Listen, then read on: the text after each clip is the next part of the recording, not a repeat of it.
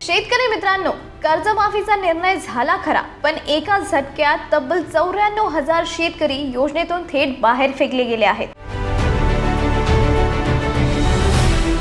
तर दुसरीकडे 16,96,000 शेतकऱ्यांच्या खात्यात मंगळवारी थेट 7,000 कोटी रुपये जमा होणार आहेत. तुमच्या नावावर कर्जमाफी होणार की तुम्ही अपात्र ठरला आहात, जाणून घ्या आजच्या या विशेष व्हिडिओमध्ये. नमस्कार मित्रांनो, मी आहे निकिता दादासाहेब तुपे आणि तुमचं बॉसवाला मराठी चॅनल मध्ये खूप खूप स्वागत आहे.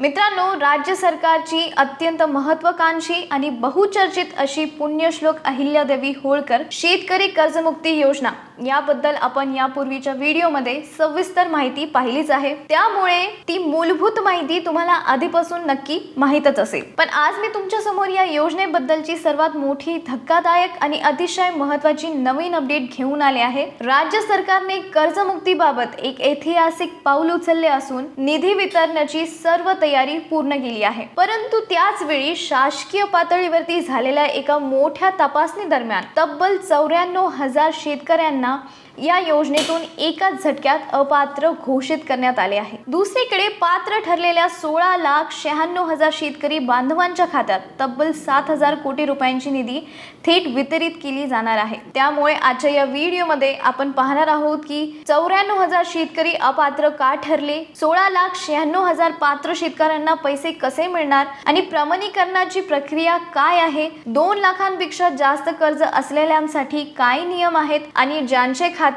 NPA झाले आहेत त्यांना शासनाने काय मोठा दिलासा दिला आहे. हा व्हिडिओ शेवटपर्यंत नक्की पहा आणि जर तुम्ही चॅनलवरती नवीन असाल तर बॉसवाला मराठी चॅनलला सबस्क्राईब करा आणि ते शेजारची बेल आयकॉन दाबायला विसरू नका. तर मित्रांनो, आता वळूया आजच्या सर्वात मोठ्या आणि खळबळजनक बातमीकडे. कर्जमाफीची घोषणा झाल्यानंतर राज्यातील लाखो शेतकऱ्यांनी अर्ज केले होते आणि आपल्या नावाचा समावेश यादीत व्हावा यासाठी उत्सुकताने वाट पाहत होते. परंतु सरकारने या योजनेत 100% पारदर्शकता आणण्यासाठी आणि निधीचा गैरवापर रोखण्यासाठी एक अत्यंत कडक पाऊल उचलले. शासनाने पहिल्या टप्प्यात 2 लाख रुपयांपर्यंतचे थकीत पीक कर्ज असणाऱ्या सर्व शेतकरी कर्जदारांची संपूर्ण माहिती आणि डेटा छाननीसाठी थेट आयकर विभागाकडे पाठवला होता. आता छाननीत काय समोर आले, आयकर विभागाने जेव्हा या सर्व शेतकरी कर्जदारांचे पॅन कार्ड आणि आर्थिक व्यवहारांची कसून तपासणी केली तेव्हा या यादीमध्ये तब्बल 94,000 शेतकरी हे नियमित आयकर भरणारे असल्याचे स्पष्ट झाले आणि अपात्र ठरण्यामागचे कायदेशीर व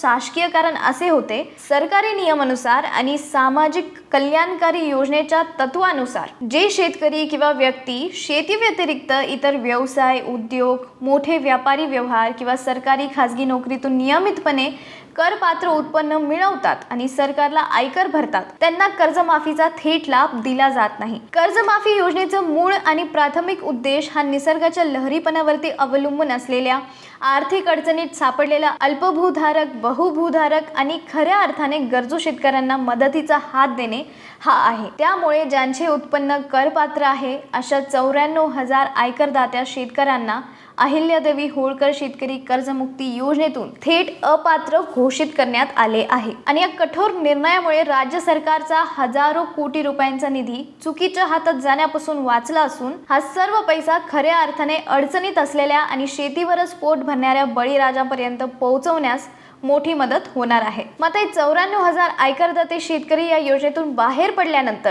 सहकार विभागाने संपूर्ण राज्याची अत्यंत पारदर्शक आणि कसून तपासणी करून 16,96,000 पात्र शेतकऱ्यांची अंतिम यादी तयार केली आहे. तर राज्य सरकार या 16,96,000 पात्र शेतकऱ्यांच्या पीक कर्ज खात्यात तब्बल 7,000 कोटी रुपयांची निधी थेट ट्रान्सफर करणार आहे आणि हे सर्व पैसे DBT प्रणालीद्वारे कोणत्याही मध्यस्थीशिवाय थेट शेतकऱ्यांच्या बँकेतील पीक कर्ज खात्यात जमा केले जातील. आणि मित्रांनो, सहकार विभागातील वरिष्ठ सूत्रांनी दिलेल्या माहितीनुसार या मंगळवारी राज्याचे मुख्यमंत्री देवेंद्र देवेंद्र फडणवीस यांच्या शुभ हस्ते एका विशेष डिजिटल कार्यक्रमाद्वारे एक क्लिक करून 7,000 कोटी रुपये एकाच वेळी सर्व पात्र शेतकऱ्यांच्या खात्यांमध्ये जमा केले जाणार आहेत। या ऐतिहासिक निर्णयामुळे राज्यातील सुमारे 17 लाख शेतकरी कुटुंबांवरील थकीत कर्जाचा मोठा डोंगर एकाच दिवशी हलका होणार आहे। सर्वात महत्त्वाची गोष्ट म्हणजे एकदा का हे जुने कर्ज माफ झाले किंवा खात्यात जमा झाले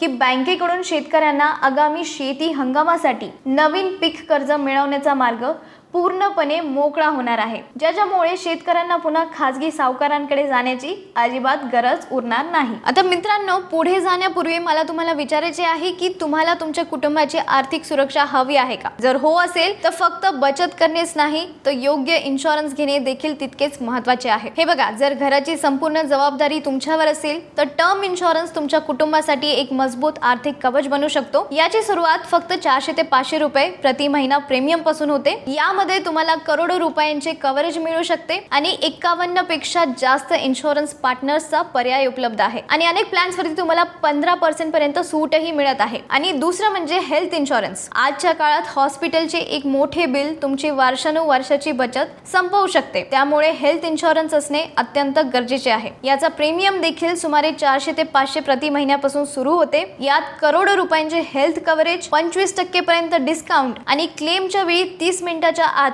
क्लेम सपोर्ट मिळतो। त्यामुळे जर तुम्ही योग्य इन्शुरन्स घेतला नसेल तर नक्की विचार करा। आता शेतकरी मित्रांनो, जरी तुमचे नाव पात्र शेतकऱ्यांच्या यादीत आले असले तरी तुमच्या खात्यात कर्जमाफीचे पैसे जमा होण्यासाठी एक अत्यंत महत्त्वाची आणि तांत्रिक प्रक्रिया तुम्हाला करावी लागणार आहे, ती म्हणजे आधार प्रमाणीकरण। आता ज्यांना माहित नाही आधार प्रमाणीकरण म्हणजे काय, तर शासनाकडून मिळणारा निधी योग्य, पात्र आणि मूळ व्यक्तींच्या बँक खात्यात जात आहे याची खात्री करण्यासाठी शेतकरी कर्जदाराचे बँक खाते आणि आधार कार्ड बायोमेट्रिक OTP द्वारे पडताळून पाहण्याच्या प्रक्रियेला आधार प्रमाणीकरण म्हटले जाते। तर सध्याची आकडेवारी आणि स्थिती जर आपण पाहिली तर सहकार विभागाने प्रसिद्ध केलेल्या माहितीनुसार राज्यातील 16,96,000 पात्र शेतकऱ्यांपैकी आतापर्यंत सुमारे 10 लाख शेतकऱ्यांनी आपले आधार प्रमाणीकरण यशस्वीरित्या पूर्ण केले आहे। त्यामुळे मंगळवारी म्हणजे आज होणाऱ्या पहिल्या टप्प्यातील निधी वितरण या 10 लाख शेतकऱ्यांच्या खात्यात कर्जमुक्तीची रक्कम तात्काळ जमा होईल। परंतु उर्वरित सुमारे 6 ते 7 लाख शेतकऱ्यांचे आधार प्रमाणीकरण अजूनही पेंडिंग आहे। जसे जसे शेतकरी आपले आधार प्रमाणीकरण पूर्ण करतील तसे तसे टप्प्याटप्प्याने त्यांच्या खात्यात कर्जमाफीची रक्कम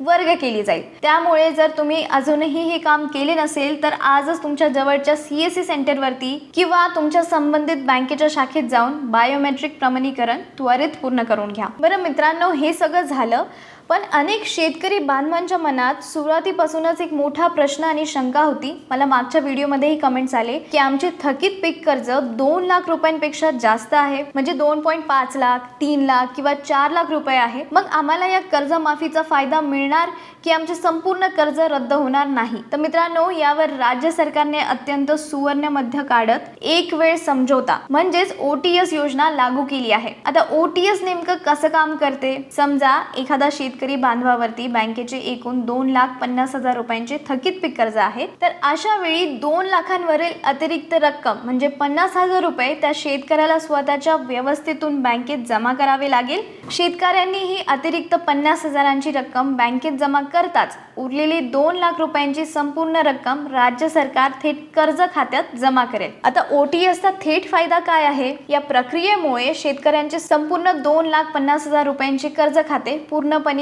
नील होईल आणि तो कर्जाच्या जाळ्यातून पूर्णपणे मुक्त होईल। तर आता सहकार विभागाच्या अधिकृत आकडेवारीनुसार राज्यातील सुमारे 6,25,000 शेतकरी या OTS योजनेच्या कक्षेत येतात। या 6.25 लाख शेतकऱ्यांनाही सरकार 2 लाख रुपयांपर्यंतची कर्जमाफी देऊन खूप मोठा दिलासा देणार आहे। आता अजून एक आहे, NPA असलेल्या शेतकऱ्यांसाठी नो कूलिंग पिरियडचा ऐतिहासिक निर्णय आहे। अनेकदा निसर्गाचा कोप, सततचा दुष्काळ, कीड रोग किंवा कुटुंबातील आजारपण यामुळे शेतकरी सलग काही वर्षे बँकेच्या पीक कर्जाचे हप्ते भरू शकत नाही। तर अशा वेळी बँक नियमानुसार ती खाते NPA म्हणजे नॉन परफॉर्मिंग असेट्स म्हणजे बुडीत खाते म्हणून घोषित करतात। तर एकदा का हे खाते NPA झाले की बँका त्या शेतकऱ्याला डिफॉल्टर घोषित करतात. आता जुने कर्ज सरकारी योजनेतून किंवा स्वतः फेडले तरी बँकेच्या नियमानुसार पुढील 3 ते 5 वर्षे, ज्याला कूलिंग पिरियड म्हटले जाते, त्या शेतकऱ्याला नवीन पीक कर्ज देण्यास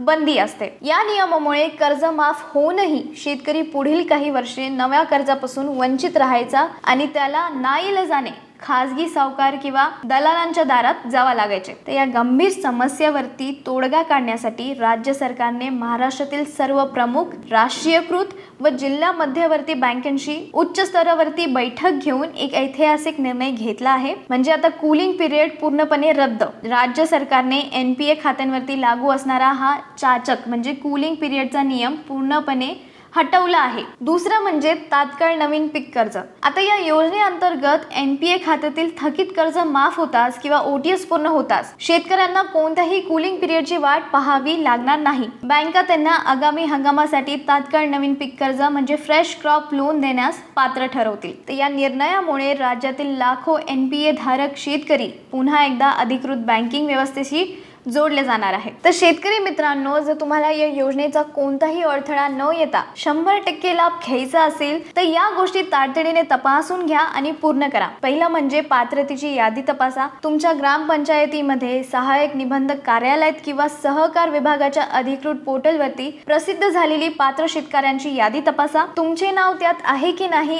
याची खात्री करा. दुसरं म्हणजे आधार प्रमाणीकरण. जसे मी तुम्हाला आधी सांगितले, जर तुमचे नाव पात्र यादीत असेल आणि तुम्ही अजूनही अंगठ्याचा ठसा किंवा OTP दिला नसेल तर जवळच्या CSC केंद्रावरती जाऊन eKYC प्रमाणीकरण त्वरित पूर्ण करा आणि बँक खात्याशी तुमचा आधार व मोबाईल लिंक करा. तुमचे पीक कर्ज खाते आणि बचत खाते या दोन्ही खात्यांशी तुमचे आधार कार्ड आणि चालू मोबाईल नंबर किंवा ऍक्टिव्ह असल्याची खात्री करा, जेणेकरून मेसेज वेळेवर मिळतील. OTS रकमेची पूर्तता करा. जर तुमचे कर्ज 2 लाखांपेक्षा जास्त असेल तर तुमच्या वाट्याचे 2 लाख वरील अतिरिक्त रक्कम बँकेत लवकरात लवकर जमा करा, जेणेकरून सरकारचे 2 लाख रुपये खात्यात जमा होतील. आणि अजून एक, बँक खात्याशी संपर्क साधा. NPA खातेदार असलेल्या शेतकऱ्यांनीही आपल्या संबंधित बँक शाखेशी संपर्क साधून जुने खाते नील करून नवीन पीक कर्जाच्या अर्जासाठी कागदपत्रांची पूर्तता करून ठेवावी. तर मित्रांनो, राज्य सरकारची ही योजना ही महाराष्ट्रातील लाखो बळीराजांसाठी खऱ्या अर्थाने एक आर्थिक नवसंजीवनी ठरत आहे. एकीकडे आयकरदात्या 94,000 अपात्र शेतकऱ्यांना बाजूला सारून योजनेत संपूर्ण पारदर्शकता आणली गेली आहे, तर दुसरीकडे 16,96,000 पात्र शेतकऱ्यांना मंगळवारी तब्बल 7,000 कोटी रुपयांचा निधी थेट त्यांच्या खात्यात मिळणार आहे. मित्रांनो, आजचा व्हिडिओ जरी थोडा लांबणीचा झाला आहे तरी सरकारचा हा निर्णय तुम्हाला कसा वाटला? 94,000 आयकरदाता शेतकऱ्यांना अपात्र ठरवण्याचा निर्णय योग्य आहे का? आणि तुमच्या खात्यात कर्जमाफीचे पैसे जमा झाले का? हे आम्हाला खाली कमेंट सेक्शन मध्ये नक्की सांगा. आणि तुम्हाला ही माहिती आवडली असेल तर अशाच महत्त्वपूर्ण व्हिडिओज आणि अपडेटसाठी बॉसवाला मराठी चॅनलला सबस्क्राईब करायला विसरू नका. पुन्हा भेटूया पुढच्या व्हिडिओमध्ये. ब्रँड पार्टनरशिप आणि ॲडव्हर्टाइजमेंट इन्क्वायरीसाठी ईमेल करा brand@bosswala.com. व्हॉट्सअप करा 9108014192. बॉसवाला. Be the boss.